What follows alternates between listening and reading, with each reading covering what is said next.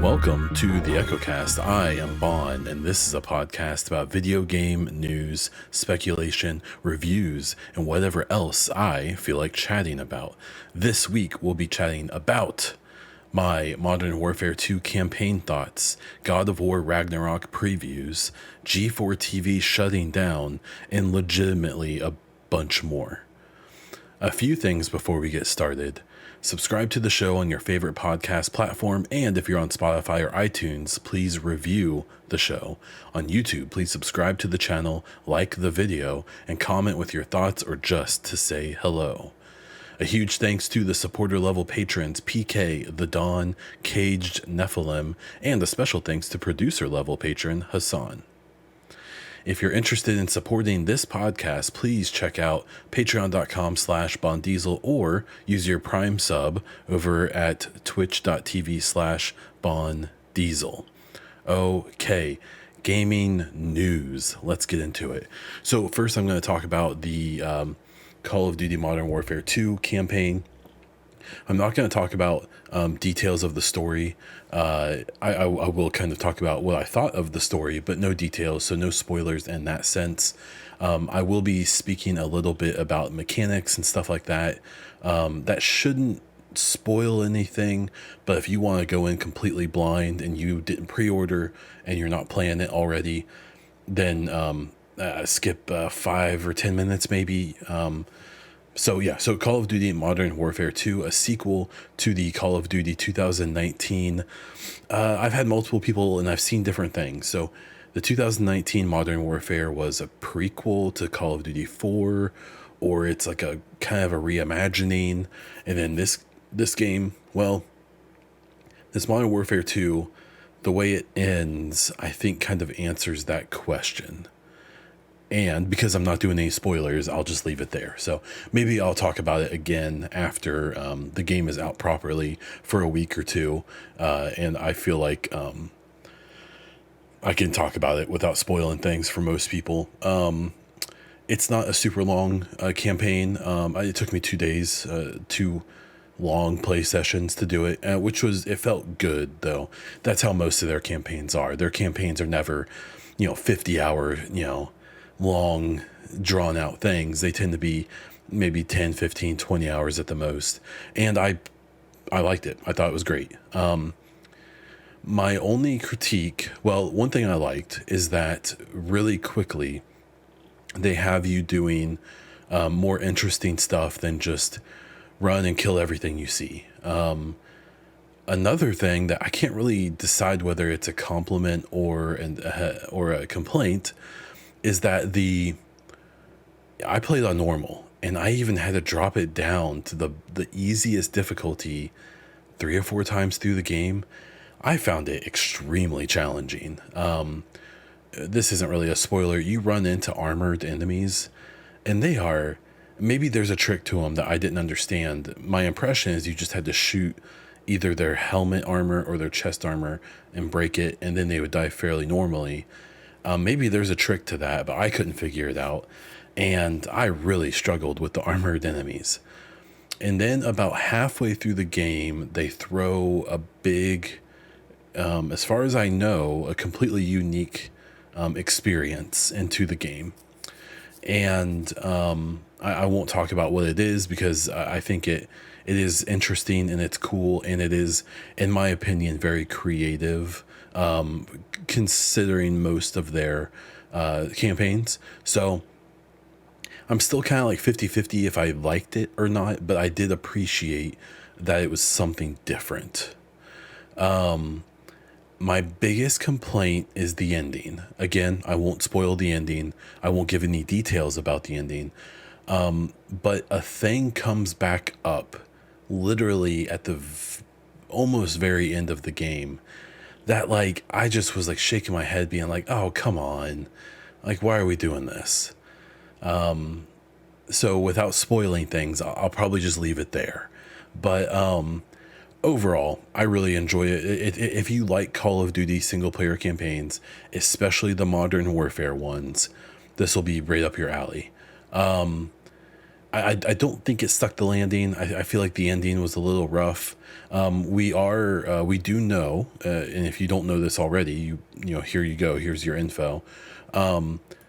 This will be the only Call of Duty for like a couple years. So this, there isn't going to be another Call of Duty in 2023. So the idea is that they're going to continue supporting this game for 2 years. Now, the assumption is that Warzone 2 or whatever is going to get like the 95% of that attention. But what we've heard is that the single player is going to have like raids that you can do cooperatively. It's going to have this DMZ mode where it's supposed to be kind of like Tarkov-ish. And my bet is that they're going to have story DLC. That might be confirmed. I swore I heard that, but in this exact moment, I'm not positive. So if that hasn't been said, my guess is that is going to happen. I'm curious if it will be like offshoot stories or if it will try to connect this game to whatever they do next. So we'll have to wait and see about that. But overall, I think it was a good experience. I enjoyed the game. I think it's, if you're a Call of Duty person, when people ask me like, how did you not play Mass Effect back when they came out and things like that, it's because back at that time I was in college, and I was the guy who bought every Call of Duty and every Madden and every FIFA and Battlefield. And that was like that. I was that guy. I was that bro, right? So I was all over these type of games. I still enjoy them. I can't do like the World War II Call of Duties and stuff like that. Even Black Ops has kind of lost me. But the Modern Warfare games, I'm here for them. So I was very happy with it. I am kind of curious now of like, okay, so I will probably come back for these raids and this DMZ mode and stuff like that. I'm sure I'll play the multiplayer for a week or two, but that kind of drops off for me. It just doesn't stay fun very long. Unlocking stuff is a blast, and the way they're doing the gun situation this time, where there's only like 4 or 5 different frames, but then there's like endless possibilities with how you can customize each weapon platform. I'm interested in at least checking it out. So, really, really good story. I would say maybe I would say above average for Call of Duty single player games. Not gonna be game of the year. Okay, like it's good. The graphics and stuff are excellent. It looks really, really good. Their cutscenes are funny because the character models look very, very good, but their jaws all move very unnaturally, where it almost looks like their jaws are like stretching down when they talk, rather than there being like a mechanical like jaw like moving up and back. Because like, I mean, we can move our jaws a little bit to the side, but mostly our jaws go straight up and down. That's their function. But like, I swear their mouths would go like side to side sometimes. It's a nitpick. It's such a small thing that I noticed. But it really kind of threw me off because the character models look so good in the cutscenes. And then but then when they start talking, every now and then you notice like there's that thing in your brain that like notices when something human is doing something that isn't human. It's like there's something off. And I definitely think that was triggering for me. So if you don't notice it, then don't worry about me. And I hope I don't ruin it for you. But it was something that was kind of interesting to me. And I'm curious if I see anyone else talk about it. What a lot of people have been talking about today is the Resident Evil 4 remake trailer. So Capcom put out a trailer today for the big Resident Evil 4 remake. This has been a pattern for Capcom in the last so many years. They did a complete remake from scratch of Resident Evil 2, and that was really, really, really good. So, like, I mean, basically a new game. Obviously, it's following the old game's general story and stuff. But man, that Resident Evil 2, like that remake it was just so good. It looked so good and it played really well. And it just, the way they modernized the game was perfect. It's just, that was like a 10 out of 10 in my opinion, and I didn't even finish it. I those games scare the crap out of me. I can't finish them, but I paid for it and I really enjoyed what I played of it. The Resident Evil 3 remake that they did not too long after that didn't get quite the same reaction. I think it was like really short, and I think it left out a lot of content, I believe, and it just wasn't as good, is the impression I got. So now they're doing the Resident Evil 4 remake, and this was an interesting one because 4 was a big departure for the franchise. It was when I believe when they went to the over the shoulder view of like a more modern games that you would see today. And it's pretty beloved. I've never played Resident Evil 4, if I have to be totally honest. And I'm curious to see how when the game comes out people react, because people still love Resident Evil 4, the original. And I think they did like a remaster or something, like an upgraded version for like the GameCube or something, maybe. I can't remember. But it's a beloved game in the franchise. And I'm really curious to how they're going to do with this one. From what we saw, like graphically, it looks fantastic. It looks just top notch. Feels very Resident Evil 2-y in that way, where I imagine this has been redone from scratch completely. With gameplay and stuff like that, this was one, Resident Evil 4, I believe, was the first one that introduced like Leon, who you play as, can like do like this big like swing kick and like knock down like 5 people at once. It became like kind of goofy and a little bit arcadey, whereas the previous games were like more quote unquote like serious. And I'm really curious to how much of that they keep, how much of it they get rid of, how much of it they add or subtract. I'll be really curious to how it goes. It looked really, really good though. From what I could see, I was pretty impressed by it, and it looks like a game that, like, if it reviews good enough, I'll probably get it. Unfortunately, it'll probably be like Resident Evil 2, where I end up not even finishing it and probably never will. But I am one who feels like I can play a game and maybe not necessarily finish it, or not play it 1,000 hours and still feel like my cost was worth it, and feel like I got like a good grasp of the game and that I really enjoyed it. So Resident Evil 4 remake looks good. Gets the Bond thumbs up of approval, I guess. That means nothing.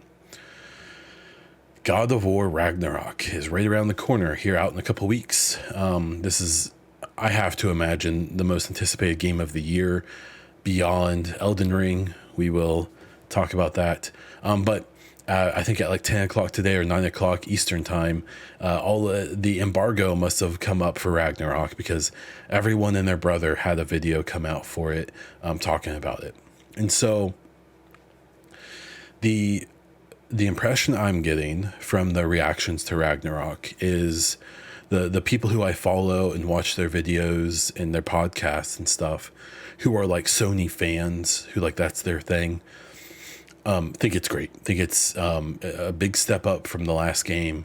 That it's they're like super excited about it, and like already being like, yeah, this is probably going to be like, this will at least really compete with Elden Ring for Game of the Year. Now, the people who I follow who are more neutral, not really into they like everything, or like they're PC players, so they won't get to play this for 4 years. They have been a little bit more like, it's more of the 2018 game, obviously with some stuff added, and it feels a little more modern, but it's just more of that game. Now, the thing I've seen multiple people say about that, though, is keep in mind, I'm saying it's more of a 10 out of 10 game of the year game. Like, that's not an insult. it's kind of what I was saying. I'm really expecting Ragnarok to be received in a similar fashion as Forbidden West, Horizon Forbidden West, where the first game was well regarded, really loved, rated very well. And then this game, and then Forbidden West came out, and it was like they added stuff, they improved things, but it was still the same idea. And I'm suspecting that God of War is going to be the same thing. And that's okay. Again, 10 out of 10 game of the year. Like, most people won't complain except console war crap, and you should ignore that. So I'm really curious to see how it plays out. I did see a lot of reviews being like they could only talk about the first 5 hours of the game, and that many of them were left with this feeling of like, it seems like there's more coming here. So, people seem pretty hyped about it, as they should. I'm really curious to how it's going to play out with the game of the year, because I would say that in game journalism in general, so I'm talking about like the Game Awards, the main show, I think that there is a lean towards Sony with most journalists, and those are the people who are going to vote on Game of the Year.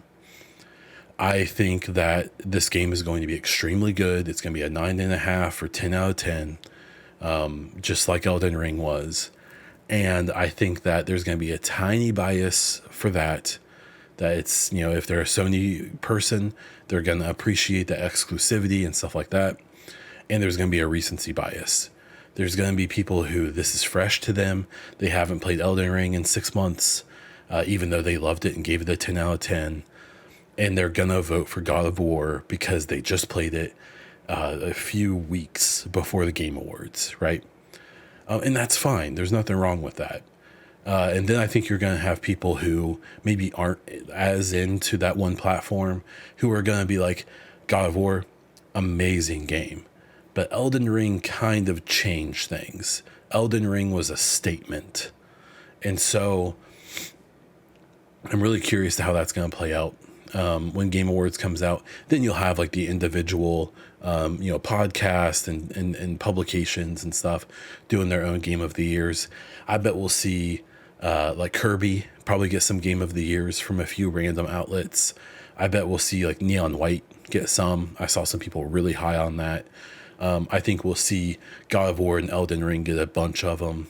I bet Elden Ring wins out. Maybe. We'll see. But I think it's a good thing.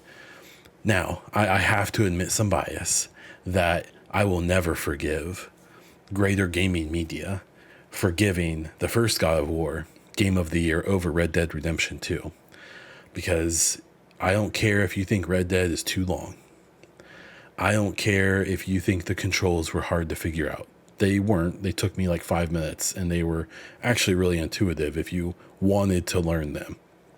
But anyways, that game, Red Dead Redemption 2, from a environment design and art, from a open world like depth, from a character, from a story, from an animation point of view, from everything that Red Dead is in one package, might be the best game ever made, in my opinion, and was definitely the best game released in 2018.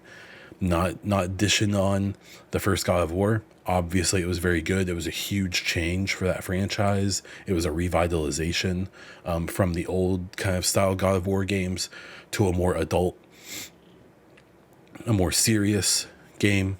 But I'm sorry, just nothing that game did even came close to what Red Dead did. In my opinion, Red Dead 2, even if you don't like it, was still the best game of that generation, and has got to be in the top 10 of best games ever made.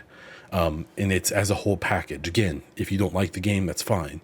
But I really find it hard that anyone being even a little bit objective couldn't look at the total package of that game and not at least understand where I'm coming from. So I guess a part of me is kind of rooting for Elden Ring because I really don't want God of War to get it again. In that fight, I really don't care. I'm not invested in either of those games, so I'm just kind of sitting back, drinking my coffee and seeing what happens. So yeah. Okay.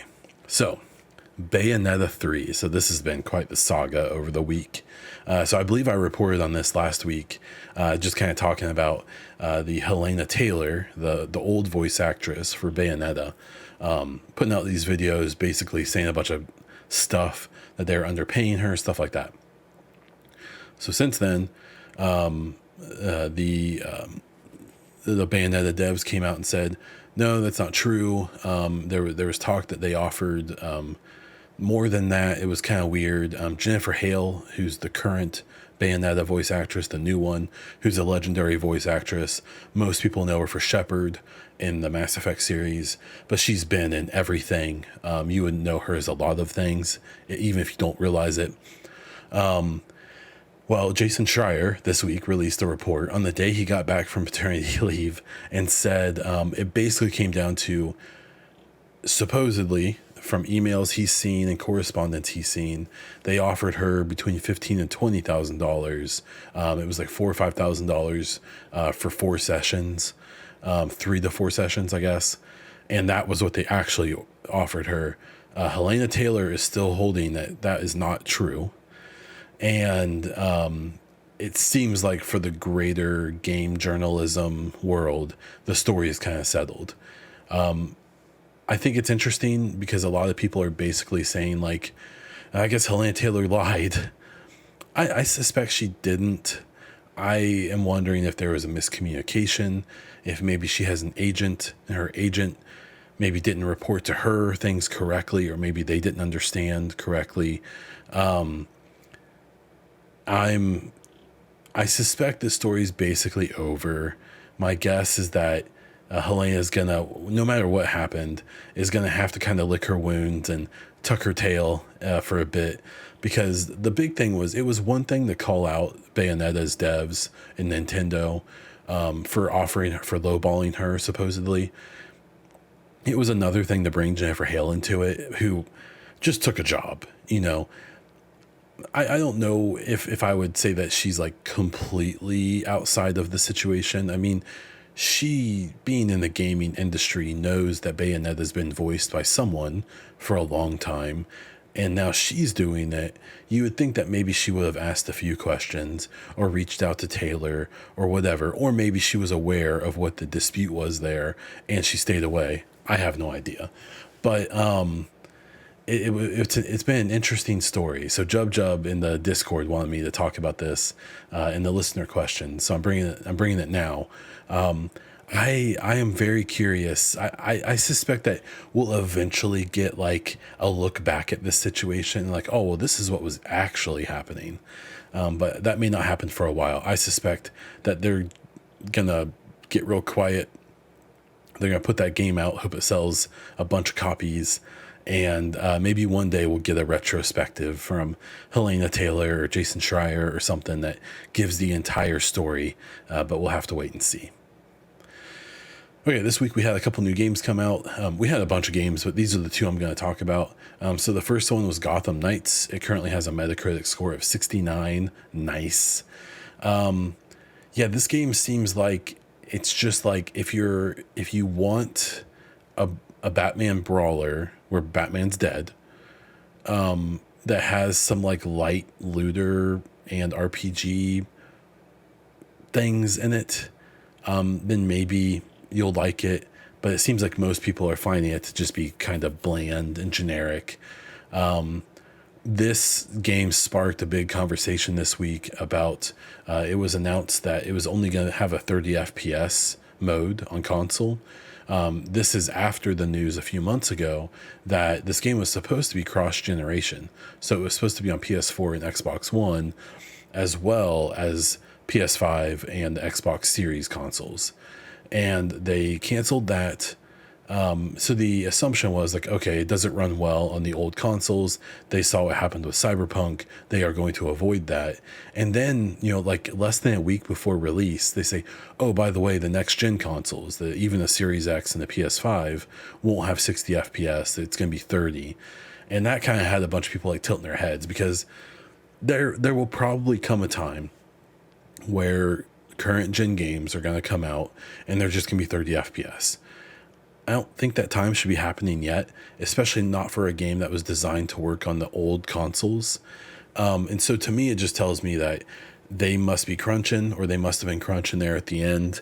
And other things took priority over getting 60 FPS on Series X and PS5.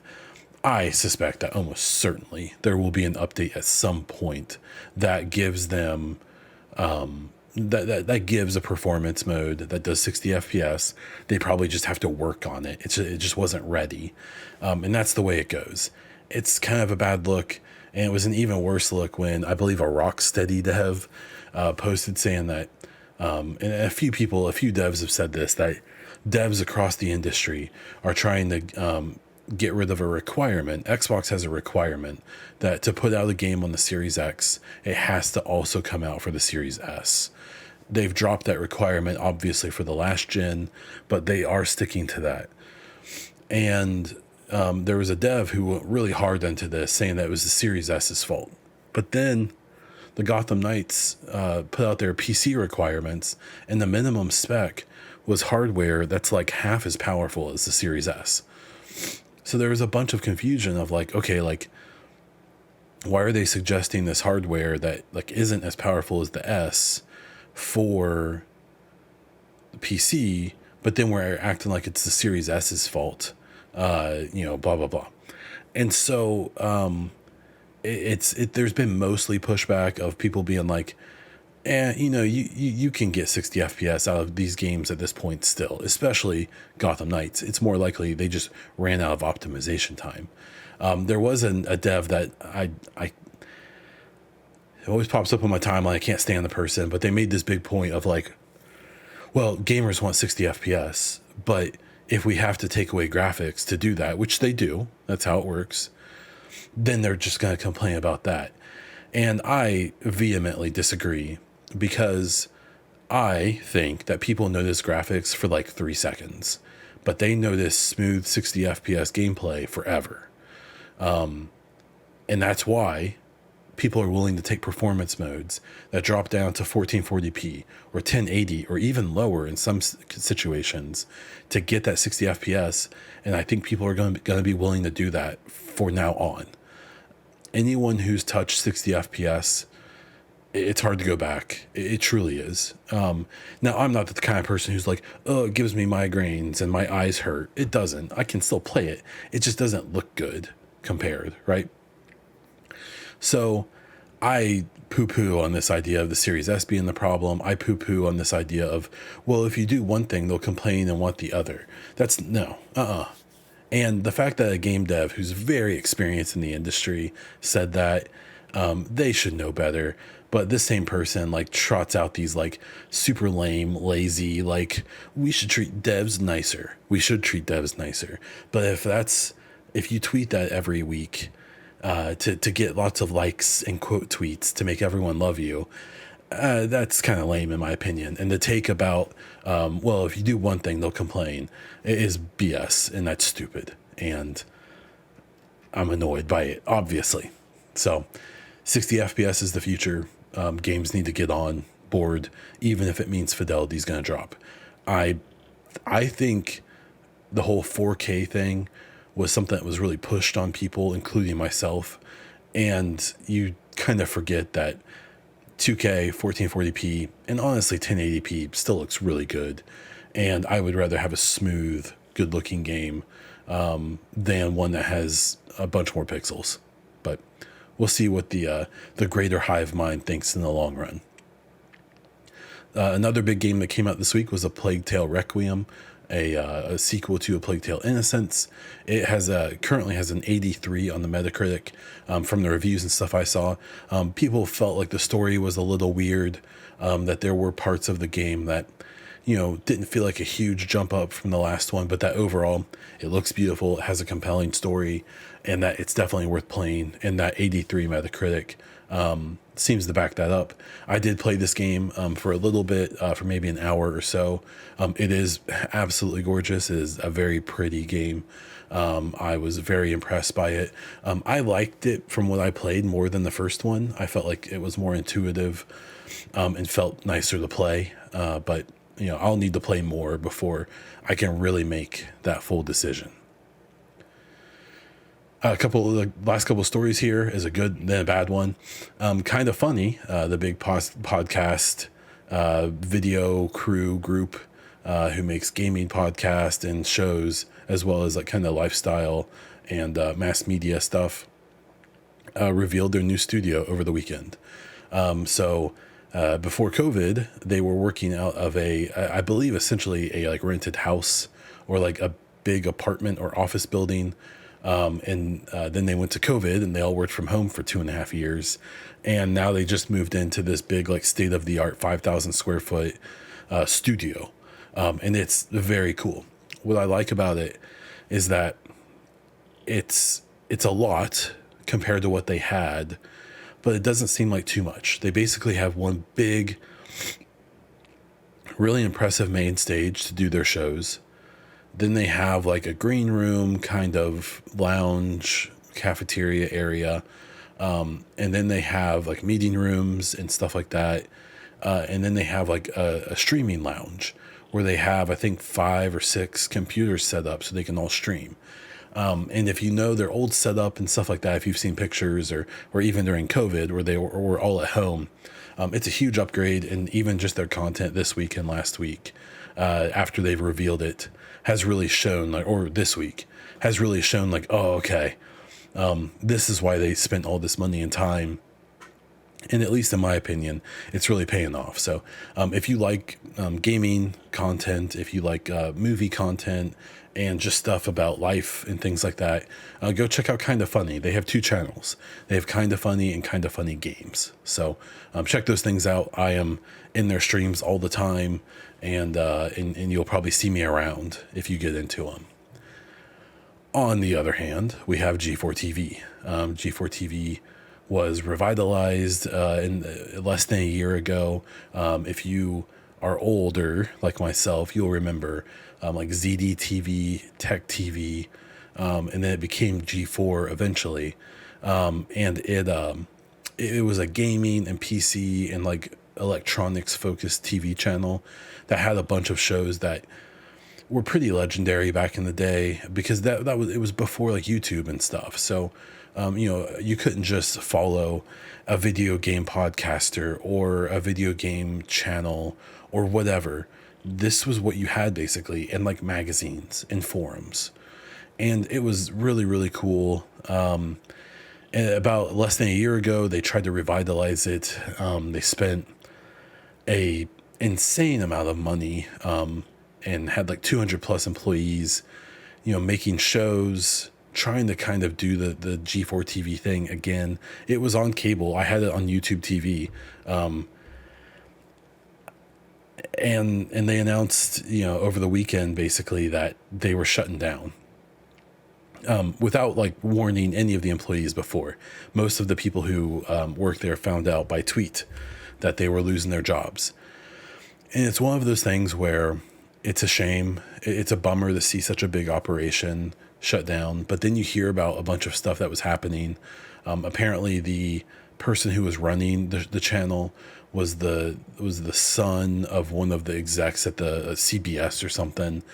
And like had an office designed to look like Palpatine's like apartment or something from the Star Wars movies.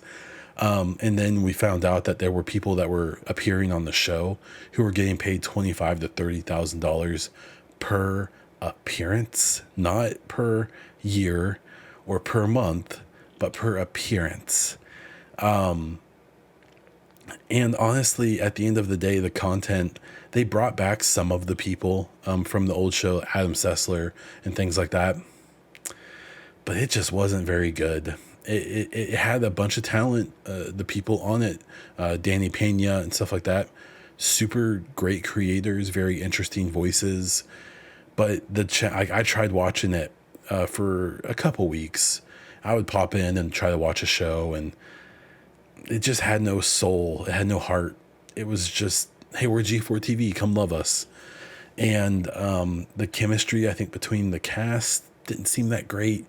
There was a big rant by Frost or whatever her name was, that angered a bunch of people, and they're like, she insulted the people who, watch their shows because they're sexist and homophobic and all this stuff. And a lot of the people were like, oh, that's the reason G4TV is shutting down. I mean, it's not. It was going to shut down long before she did that rant. Her rant, I wasn't offended by it. I think if you were truly offended by it, she was probably speaking to you. I do think it was a little, it was a bit much. But that's her right. That's her voice. And then she left G4TV, and then G4TV shut down. So, I think the writing was on the wall long before that incident. And I think this is a good reminder of, these big things may not last forever. For me, it was a matter of, I can watch Kinda Funny. I can watch Giant Bomb. I can watch even individual creators who I would argue are all making better content than anything G4TV was doing. And that combined with probably spending millions of dollars, millions and millions of dollars on something that was probably doing worse than most of the medium and large gaming creators. It's just not going to work. It's probably just from a bygone era, unfortunately. So that's where that's at. Okay. Just a quick reminder, if you're enjoying this podcast or any of my other content, please check the description of the podcast for various ways to support on Patreon, Twitch, and buying merch. Okay, let's talk about Mass Effect. So there's a little bit of news with Mass Effect this week. Mike Gamble tweeted, today on the team, we did something I've been waiting many years to do again. So many feels. Now, obviously, the speculation king, the master of thinking of things and making more out of everything right here, made a video, talked a bunch about this. It means nothing, right? To Michael, it means a lot, I'm sure. He was obviously excited about something. We're just here to speculate.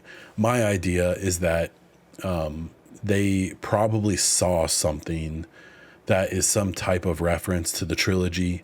So my guess was that each of the trilogy games had a big intro of the Citadel ship, where the Normandy was flying towards the Citadel, and everyone on the ship is like, oh my gosh, look how amazing the Citadel is.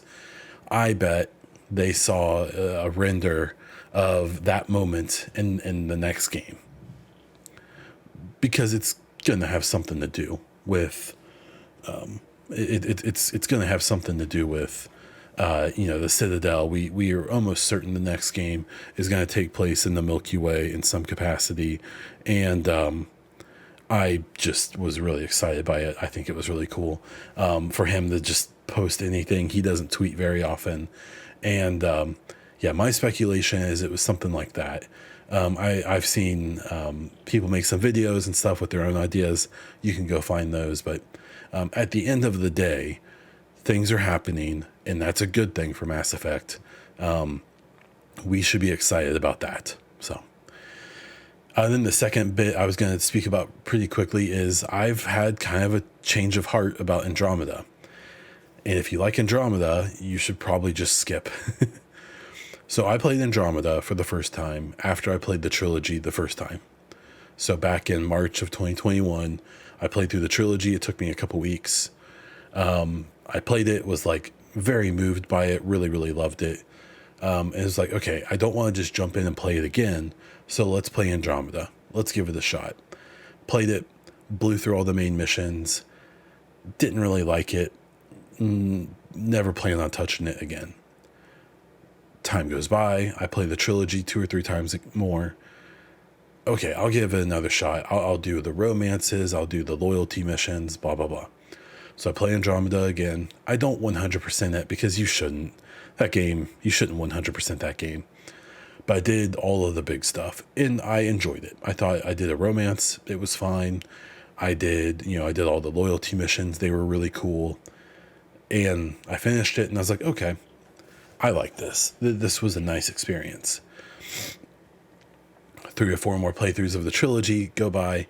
I say, you know what, I'm going to do it again. I'm going to romance someone different. I didn't like the romance I got in that second playthrough.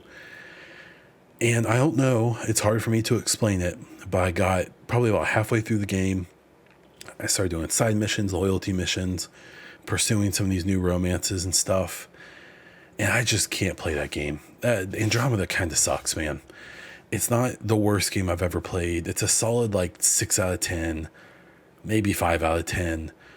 And it's because I didn't like it and then I liked it. And then I feel like I really started to see it for what it was. And what happened was there was a moment where there was a side quest where I ran and spoke to a person. And then I ran through multiple loading screens to go like touch a console. And then I had to run back to that person. And then I had to run through a bunch of loading screens. Basically, the problem with that game is that beyond the main missions, almost everything else are these like really, really annoying like fetch quests. Or you'll do some big thing where you'll talk to someone on a ship and then you'll go around these galaxies and pick up these clues. And then you'll land on the planet and find this person that you were looking for. And instead of it being this big story moment, they just with their dumb looking faces go like, oh, hey, Ryder, here's this thing I have. And then it's it. So like even in Mass Effect 1, there were so many side quests and stuff that have like a cool payoff that like makes you think. Even as generic and bland as that game was in a lot of ways, it still just felt like it like valued your time. And I just don't, I think that's the thing. I don't think Andromeda values your time. Beyond all of the other issues, it still has tons of glitches. It still has tons of bugs. On Xbox, it's locked at 30 FPS. They never did an FPS boost, and they never did like a next gen patch for it after it came out. They didn't even do like an Xbox One X patch or a PS4 Pro patch. They just dropped it to work on Anthem. So there's still a bunch of things I found that I was like, oh, wow, that's really cool, or this or that. There's still a bunch of things in Andromeda that make me excited for the next game because there was stuff that they either did well in Andromeda that I hope we see in the next game, or there were concepts that you could tell they tried to explore and just didn't do them very well. But the idea of what they were trying to do could be really cool. So Andromeda still has me excited for the next game. I still don't think it's the worst game I've ever played, but after this third playthrough, I probably will never play Andromeda ever again. I just hit a wall and I was like, why am I doing this? I would rather play the trilogy. I'd rather play some Call of Duty. I'd rather play all of these other games I have sitting on my back burner. Why am I wasting my time with Andromeda? This game doesn't respect my time. It just isn't very good. And that's where I'm going to leave it. Okay, so some quick Division chat. There wasn't much to talk about, at least in my opinion, this week. They did release the Shade SHD Paragon apparel event. I posted screenshots of all of the items in my Discord and on Twitter. I've just kind of decided that my idea of what I want from apparel in the Division just isn't what they want to make. That's fine. They're making that stuff because they're excited to do it, or because they have metrics and stats or whatever that tells them, hey, this is the kind of stuff people want. This is what they'll spend money on. And that's cool. You know, the game isn't made for me. I will accept that gracefully. It's just, this stuff is so ugly. Like, my issue is that there's 3 things they could do for me. Who cares? But there's 3 things they could do for me for interesting apparel. They could give us like modified or whatever versions of like the Black Tusk cosmetics because they look dope. They could give us like even just like shade versions of it that like looks unique to the agents but still has the similar design. They could do the same thing with the rogues. The rogues that you fight look so cool. And then the final thing they could do is they could literally take the idea of, because the outfits in the Division 1 just looked so good. And it was all the basic gear, not all the goofy stuff you had to get from caches, but they had tons and tons and tons of like basic shirts and coats and pants and shoes and hats and helmets and stuff. And then they had multiple color variations of each. And that was like the base cosmetics. And then later they did events where they released like goofier stuff or like super tactical stuff or whatever. The problem with the Division 2 is they skipped that first part. They went straight to the super tactical stuff or the goofy stuff or whatever. They never had that base of like, 7 or 8 pairs of pants that have like 3 or 4 different colorways each, and shirts and whatever, and hats and all that.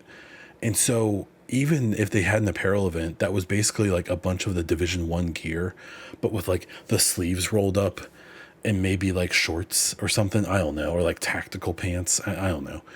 Like, I'm not even like, I don't think I'm asking for much. When I look at these apparel events, they're for someone. There's people in my Discord who love them. And so like, obviously they're making it because they have reason to believe people will like it. But it's just made me lose interest. And so now I'm at the point with the Division where I play once every 3 or 4 weeks when a new target comes out. And then I don't play again because at this point, I don't really care about the season pass. I don't really care about the events. I don't really care about the time trials and leagues. I don't really care about the apparel events. I just want to get those bits of story because they're very interesting. I'm really enjoying that part of the new content. But I don't know. Maybe it's just me. Let me know what you think down in the comments if you're on YouTube. Okay, let's jump into listener questions and get this show wrapping up. If you have any gaming related questions, topics, or news, please jump into my Discord to post those things for the next episode of the podcast. The link to the Discord should be down in the description of the podcast. The question this week comes from Master Prime. First question, do you think graphics are super important for a game to be good?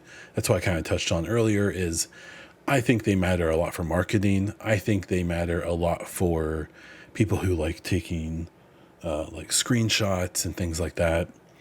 But I think when you get, a really good, well-designed game that's lacking like bugs and things like that, that's fun, can overcome mediocre graphics more than a game that looks really, really, really, really good that is mechanically bad, has like unbalanced systems and things like that. So I think graphics do matter, but I think gameplay is king, and I think it will be for a long time. I think it's why you see so many indie games that are like pixel art and stuff like that being so popular right now, because people are accepting a lower quality of visual for more creative and innovative gameplay mechanics. And then the second question for Master Prime was best DLC for a game. Undead Nightmare for Red Dead Redemption 1. The Far Cry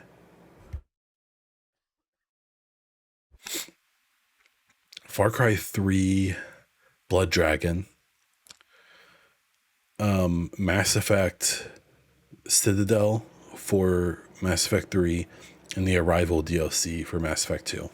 Those are the ones that like pop into my head right now. So if you're listening and you have your own, again, please let me know what they are in the comments. No polls this week, and for content updates, I'm doing a big giant Mass Effect giveaway. You can check out my Twitter and the EchoCast Twitter at Bondiesel and at the EchoCast. If you scroll down through, you should see the tweets for that. You need to follow the account. You need to retweet the tweet, and that's how you get entered. That's it. You can do it on both accounts and double your entries. So I'll be retweeting that and posting about it. There also should be links to it if you're on YouTube in the community tab. There should be a post just for the giveaway that has all the details there. So make sure to get in on that. And that is where we're going to start to wrap this baby up. Please subscribe to the show on your favorite podcast platform. And if you're on Spotify or iTunes, please rate the podcast. If you're on YouTube, please subscribe to the channel, like this video, and comment down below, even if it's just for the algorithm. You can find me all over the internet as Bon Diesel, including on Twitter, YouTube, Instagram, and over on Twitch. And if you're interested in supporting the show or my other content, please check out patreon.com/bondiesel or twitch.tv/bondiesel. That is all I have. So until next time.